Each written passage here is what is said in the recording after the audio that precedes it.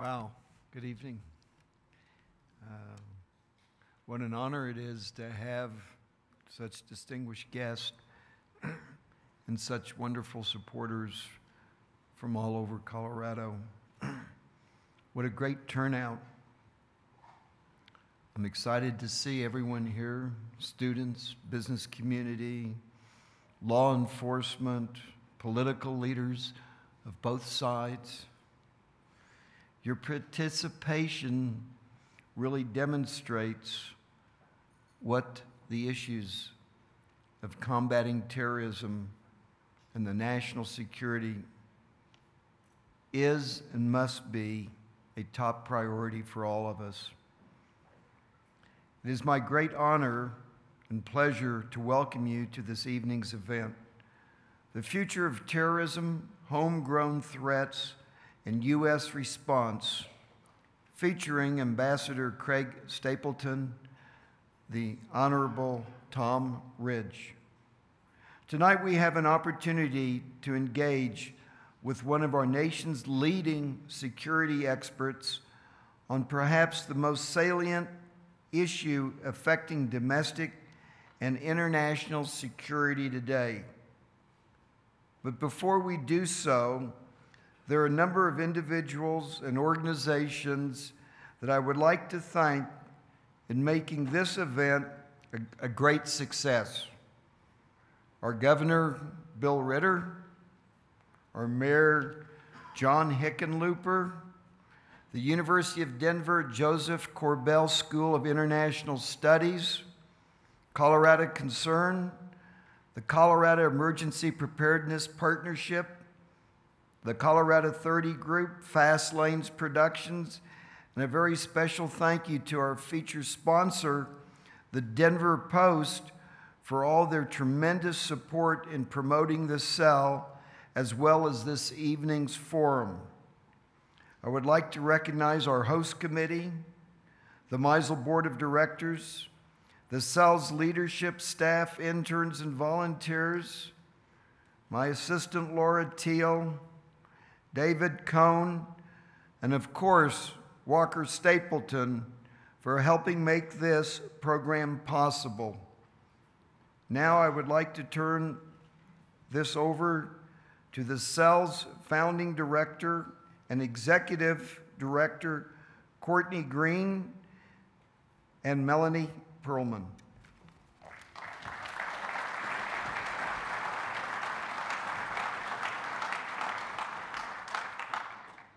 We are witnessing a critical moment in our country's history. Top intelligence officials recently warned that Al-Qaeda and its affiliates have made it a high priority to attempt a large-scale attack on American soil within the next 6 months. Homeland Security officials have also stated that homegrown terrorism and threats from extremist groups from within the United States have increased during the past year. It is clear that our nation is combating terrorism on multiple fronts. Addressing these challenges will not be easy. The Center for Empowered Living and Learning, the CEL, is a nonprofit, nonpartisan institution that exists to educate people about the realities of today's global terrorist threat and to empower them with the necessary awareness, education, and tools to help combat it. The CEL is not only a dynamic, interactive exhibit on global terrorism, it is evolving into a center for counterterrorism education and preparedness training. And tonight's discussion is part of this effort. It is the fourth in a series of programs the CEL has hosted, bringing world-renowned experts on terrorism to Denver to foster a dialogue about the myriad issues that stem from the reality of this deadly tactic and its effects on our everyday lives. Sadly, we continue to witness terrorist threats and attacks in our own country, and we have watched as other nations have fallen victim to this deadly tactic. Just last week, our nation reflected on the 15th anniversary of the Oklahoma City bombing, where 168 lives were claimed and more than 680 were injured. And of course, all of us remember 9/11 in which 2,966 people perished from these senseless acts of humanity. Ladies and gentlemen, last week I was in New York City visiting the World Trade Center, and a delegation of the Meisel Museum board and some of our architects, as well as exhibit developers, had the opportunity to look at a number of artifacts from that particular day. And I want to share with you one particular artifact that touched me. As we walked in, the guide showed us a number of different materials, from the steel to the emergency vehicles that caught on fire that day, to glasses, to shoes, you name it. And they unfortunately had those remembrances. But one in particular really struck me. One of my dear friends, Rob Clark, was in the third tower that ultimately fell. And he got a call about 8:56 a.m. that morning from his girlfriend, Lori, who was in Atlanta, and literally called him and said, "Rob, are you okay?" And Rob said, "Yeah, Larry, what's wrong? Why are you so frantic?" And Rob and Lori yelled and said, "I saw an airplane on the news literally fly into the North Tower and the 95th floor." And Rob repeated that, and his colleague next to him all of a sudden turned white. And his colleague next to him said, "My sister's on the 98th floor." Ladies and gentlemen, the cell exists today to prevent an attack like that from happening again. But what we recognize is that it takes all of us and all of you to be part and parcel of this very important effort. Tonight, you were given a membership card, and one of the things that we're asking you to do is become a member so that we can continue to work together on this type of discourse on a quarterly basis, on education and training that we're partnering with a number of community preparedness organizations. It is an imperative. I thank you all for being here tonight, and I thank you all for being part of this effort. On that note, I'm going to turn it over to Larry.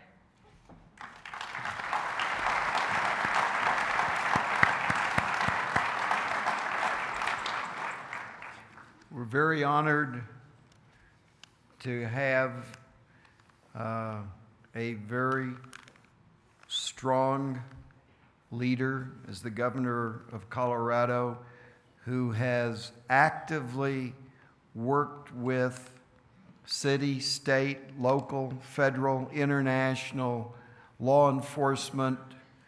The state of Colorado has a high degree of awareness and sensitivity to the many issues that are out there. Most of us don't know about what is happening around us.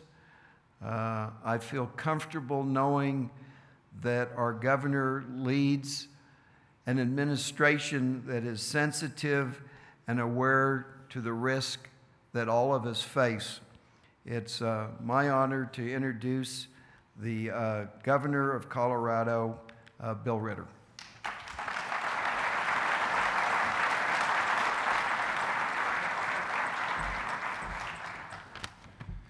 Thank you, Larry. Thanks for your leadership, for all the things you've done for the community of Colorado, but particularly for your leadership in helping found the cell. Melanie and Courtney, thank you both for the work that you do every day in this important, very, very important avocation of yours. This is such, we think, such an important tool in the United States of America, not just here in the Denver, the Colorado community. Mr. Secretary, we had your successor, one of your successors, Secretary Napolitano, visited this cell and came away very impressed by the work that she saw happening here and really the ability to utilize this as a tool to educate people about the vagaries and really the travesties that are the consequence of terrorism. In the past year, we've seen terrorist attacks in Russia, Africa, and the Middle East. All of us are engaged in a common struggle against those who would perpetuate this violence, those who support it, and only together can we prevail over the deadly threat of terrorism. This past September, I was starkly reminded that terrorism knows no boundaries. It is a reality even here in Colorado. And many of you will remember that we were here together with the ambassador from Pakistan, and while we were listening to the ambassador of Pakistan, there was a law enforcement investigation unfolded that actually resulted ultimately in the arrest of Najib al-Azazi, the Aurora man trained by Al-Qaeda operatives who pled guilty to conspiring to blow up the New York City subway system. We also saw the arrest of Jamie Paulin Ramis, a Colorado woman connected to the so-called Jihad Jane case. These cases demonstrate the pervasive nature of terrorism. They also highlight Colorado's impressive ability to successfully address this issue of homegrown terrorists. Partnering with the Department of Homeland Security, Colorado has actually become a model for the rest of the country in state preparedness and response. Tonight, I want to highlight the tremendous work of one Colorado agency in particular that is committed to fighting terrorism both in our state and across the nation. The Colorado Information Analysis Center, better known as the CIAC, is a multi-agency fusion center created to help prevent terrorism incidents in this state. Linked to all public and private stakeholders in Colorado, from state, local, and federal law enforcement to banks and schools, the CIAC is focused on detection and prevention in order to protect the citizens and the critical infrastructure of Colorado. Several terrorism liaison officers who are part of the CIAC's initiative are with us tonight. Please help me extend our sincere gratitude for everything they do every day to keep our community that you live in within the state, to keep it safe against terrorist threats. I'll just ask you to give them a round of applause, those people who are part of the CIAC.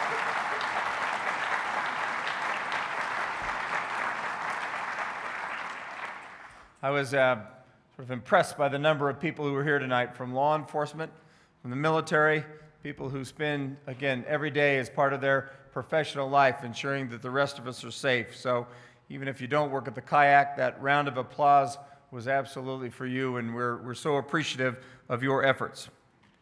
In partnership with the CEL, the CIAC has created training materials that have been praised by Homeland Security offices around the country. With the help and recognition of Department of Homeland Security Secretary Janet Napolitano, Colorado's Office of Homeland Security, the CIAC, and the CEL launched the nationally recognized video recognizing 8 signs of terrorism this past October. This important video aims to educate citizens and first responders on how to recognize the warning signals of those who might be planning a terrorist attack and to whom you should report such activity. This sort of engagement is crucial to assisting our state and the nation in combating terrorism. Tonight's programming series is just one other key example of community engagement and how our state continues to play this vital role in the fight against terrorism.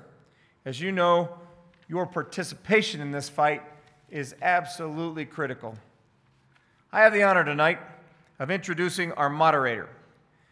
With an extraordinary breadth of public service, success, and experience, Ambassador Craig Stapleton has become a well-respected and admired leader. As former ambassador to France from 2005 to 2009 and to the Czech Republic from 2001 to 2004, Craig Stapleton has a first-hand understanding of the global nature of the terrorist threats from Europe to the United States. During his tenure under the Bush administration, he strengthened bilateral relations and energized NATO for its role in resolving conflicts, ensuring both France and the Czech Republic remain stalwart allies of the United States after September 11. Ambassador Stapleton is currently serving as a trustee of the George W. Bush Library and Foundation and the 9/11 Memorial Foundation. He currently is a senior advisor and leader to numerous corporations and institutions. He was awarded the Jan Masaryk Medal for service to the Czech Republic, and in May 2009, President Nicolas Sarkozy named Ambassador Stapleton a Commandeur of the Legion of Honor. We are delighted to have him here to facilitate this important discussion with Secretary Ridge this evening. Now, before he comes out, I have the honor of introducing another person who is both a leader in this state and certainly a leader in this community and a co-host of this event and a great friend of mine, our Mayor, John Hickenlooper. Thank you all.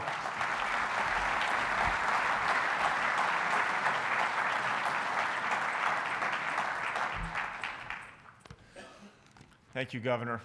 Thank you for all your work.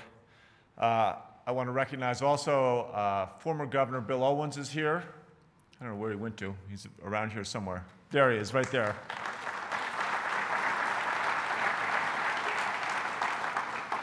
We've been very lucky. We've had a great run of governors in Colorado recently. So, also, I saw the auditor, Dennis Gallagher, is here somewhere, who's also been a great defender. There he is, over here. And I want to thank everybody here tonight for taking the time out of your busy week, your time with your families. You know, the cell is the Center for Empowered Living and Learning. And if you go back to the Marshall McLuhan, information is power. You'll get information tonight. You are empowered, but you need to use that power. And the goal here is to make sure that people leave here and spread this information, get people connected to the cell, and to this recognition that there are things that each of us can do in our day-to-day life that allow our community to be safer. We're very grateful tonight to have Ambassador Stapleton, Secretary Tom Ridge here, who I'll introduce in a second. It's not often that we get this caliber of people together in this kind of an intimate forum. You know, as Governor Ritter acknowledged, Colorado is no stranger to terrorism and its effects, and the governor set up, or helped set up, or expand the Governor's Office of Homeland Security, which really has become a role model for states across the nation how to make sure that we are prepared and what the appropriate response should be to different situations. In the same ways the city of Denver's taken our lead from the state. We have the Office of Emergency Management and Homeland Security, and I'll acknowledge Lieutenant Ken Chavez and Captain Jennifer Steck, Carolyn Bloom, Tom Witowski. We could go down that list, but we have a very dedicated team over there. One of the Office of Emergency Management's programs is the Urban Area Security Initiative, which is a partnership between Denver and 28 surrounding partners in the surrounding counties. And we function very, very tightly on a regional basis. People always hold up fast tracks as that great point of collaboration. UASC works day in, day out, making sure that we don't fight over who gets how much money. There's a very clear objective system to make sure that money is spent with one goal in mind, not who gets which expenditure, but how do we make our entire region safer? How do we enhance regional collaboration and preparedness? It's funded by a grant from Homeland Security, and it's probably some of the best money that we get from the federal government. On a number of occasions, we've had the honor of working with some of the finest law enforcement agencies in the world. We had the DNC in August of 2008, which was a remarkable collaboration between regional partners. We've hosted hundreds of state and international dignitaries over the last few years.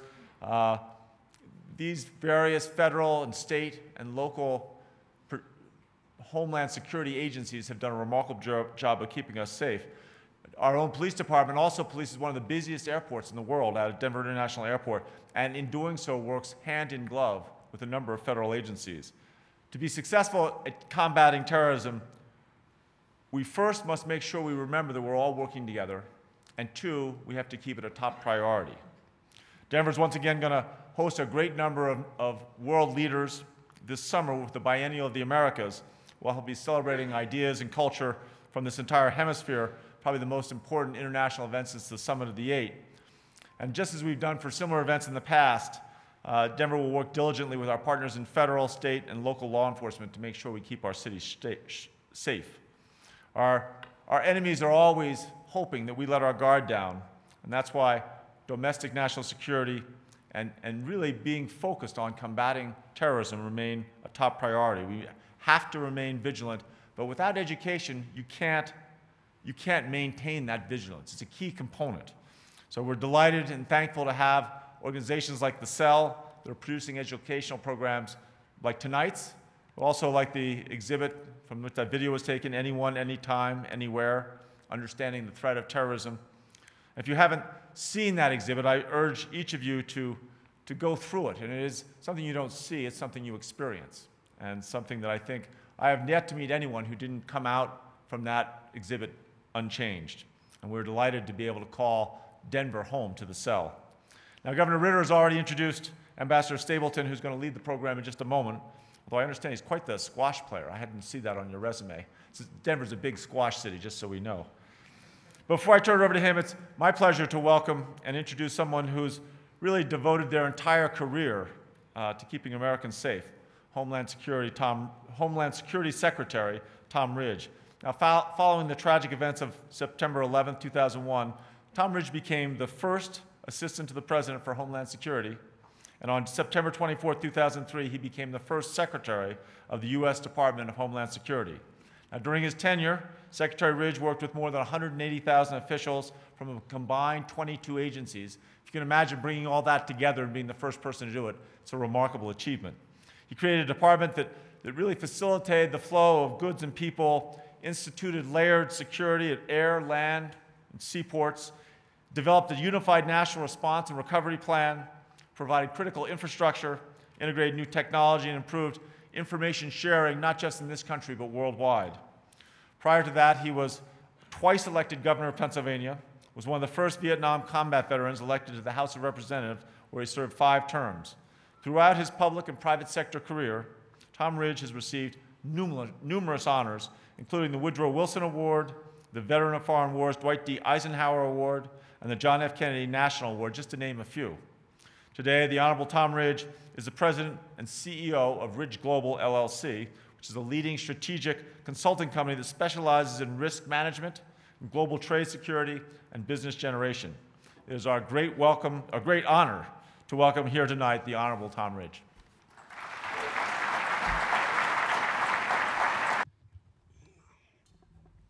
Good evening. Thank you all for being here tonight. I hope you can hear this. I can't hear the reverberation. Congratulations first to Larry and his team, Courtney and Melanie for organizing this. This is exactly what needs to be done. It's been a long time since September 11th, but the risks are still real.